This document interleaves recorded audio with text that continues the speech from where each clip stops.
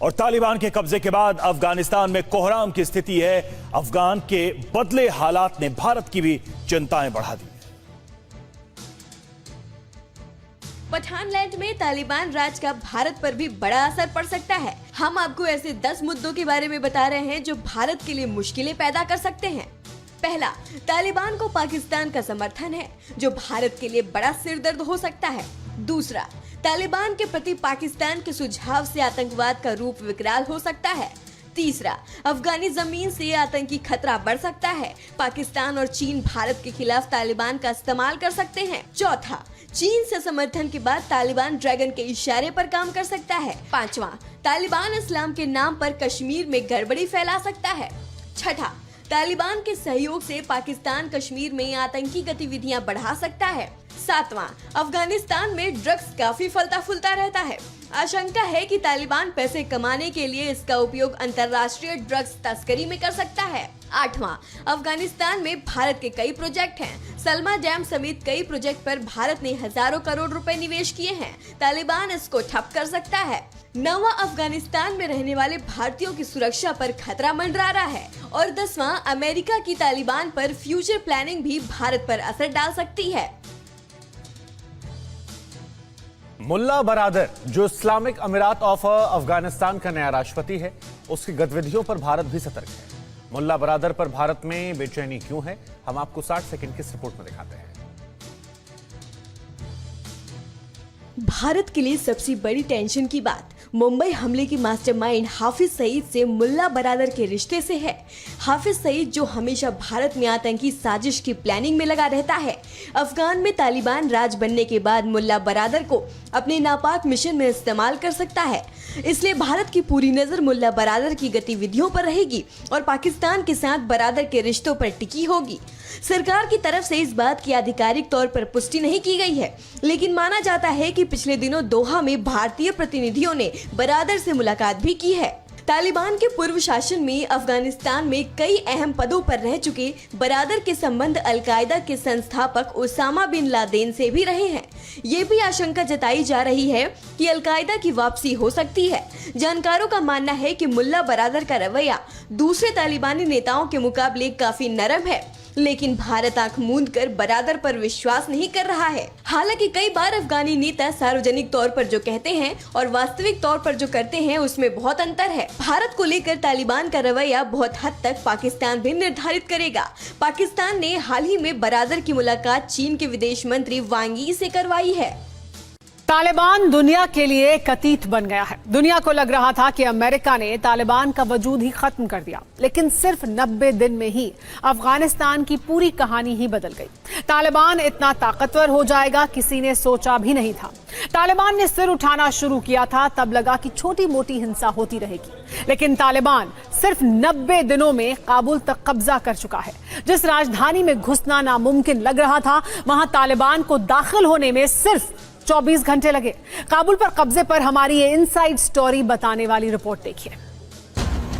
न गोलियों की तड़तड़ाहट सुनाई थी, न वायुसेना के विमानों ने बम गिराए। जिस काबुल को बचाने के लिए इतने दिनों से अफगान सेना बारूद बरसा रही थी, दुनिया जंग की तस्वीरें देख रही थी, उसे काबुल के करीब जब तालिबान पहुंचा तो कुछ भी नहीं हुआ। क्यों?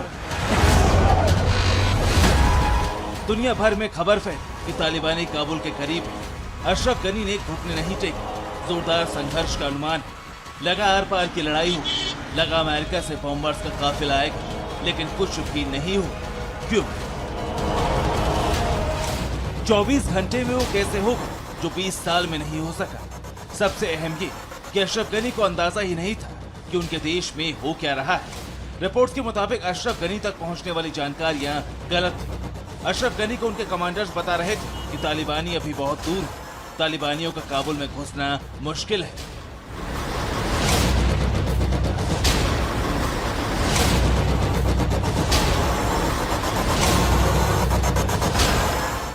एक तरफ तालिबान काबुल की सीमा पर था, तो दूसरी तरफ अफगान सेना के अफसर और अशरफ गनी के करीबी नेता अपनी जान बचाने के लिए सुलह का रास्ता तलाश रहे थे। युद्ध नहीं होगा ये तय था, लेकिन किन हालातों में ये तय नहीं था। सूत्रों के मुताबिक तालिबान के साथ अफगान के नेताओं ने समझौता कर लिया। अफगान सरकार और तालिबान के बीच अंतरिम सरकार बनाने पर सहमति बन गई। अगले राष्ट्रपति और 2 डिप्टी राष्ट्रपति का नाम भी तय हुआ था कि इसकी घोषणा शांतिपूर्ण तरीके से कर दी जाएगी। यानी 14 अगस्त को अशरफ गनी सीन से ही आउट हो चुके थे। उनके गृह मंत्री अली अहमद जलाली, सेना के अफसर वगैरह तमाम लोग तालिबान के साथ मिलकर सरकार बनाने वाले थे। लेकिन कहा जा रहा है कि पाकिस्तान को ये मंजूर नहीं था, क्योंकि इससे पाकिस्तान परस्त लोग सत्ता में नहीं आ पाते। लिहाजा अचानक गेम चेंज हुआ और तालिबानी काबुल में घुस गए। 15 अगस्त को क्या हुआ, ये पूरा घटनाक्रम हम आपको बताते हैं।